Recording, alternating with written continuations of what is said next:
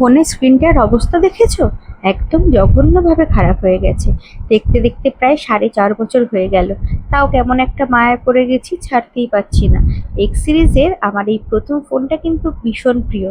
যারা যারা ব্যবহার করেছো তারা জানো এর ক্যামেরা কোয়ালিটি কতটা মারাত্মক ছিল। তাই ভাবলাম আজ একটু ডাক্তারখানায় নিয়ে যাই। গিয়েছিলাম বারুইপুরে ভিভো সার্ভিস সেন্টারে, কিন্তু পৌঁছতে পৌঁছতে বড্ড দেরি হয়ে গেল। ততক্ষণে ব্যাস বন্ধ।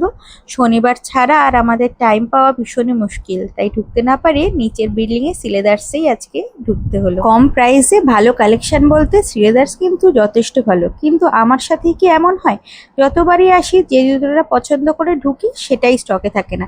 শেষমেশ মন খারাপ করেই বেরিয়ে গেলাম আর কি। এখন সেই যেতে হবে স্প্ল্যানেডটাতে। কাছাকাছি এটাতে আসি, কিন্তু এটাতে সবসময় সবকিছু পাই না। ফিরছিলাম বারুইপুর কামালগাছি হাইওয়ে ধরে।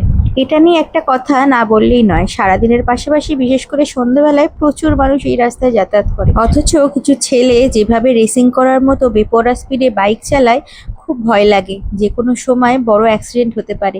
সিগনালে পুলিশ থাকলেও সেগুলো খুব একটা আটকায় না, কিন্তু আলটিমেটলি সাধারণ মানুষ, শান্তিতে যাওয়া আসা যারা পথচারীরা, তাদেরই ক্ষতিগ্রস্ত হয়। প্রশাসনের সত্যি একটু নজর দেওয়া উচিত। এটা তো আর রেসিং ট্র্যাক নয়, তাই না? রাস্তার ধারে ছোট্ট একটা চায়ের দোকান চোখে পড়লো, সেখানেই বসে গেলাম।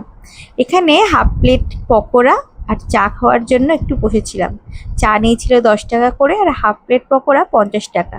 দাদার ব্যবহার কিন্তু ভীষণ ভালো। তোমরা যদি কেউ ওই রাস্তা দিয়ে যাও একবার ট্রাই করে দেখতেই পারো। যাই হোক, নানা টুকটাক অভিজ্ঞতা আর মন খারাপের মাঝেও শেষমেশ খেয়ে দিয়ে বাড়ি ফিরলাম। সবটা মিলিয়ে সন্ধ্যেটা কিন্তু আমাদের ভালোই কাটলো। আর সেদিন কিন্তু আকাশটাও বেশ ভালো লাগছিল। এর ভিডিও পরে তোমাদের সাথে শেয়ার করব।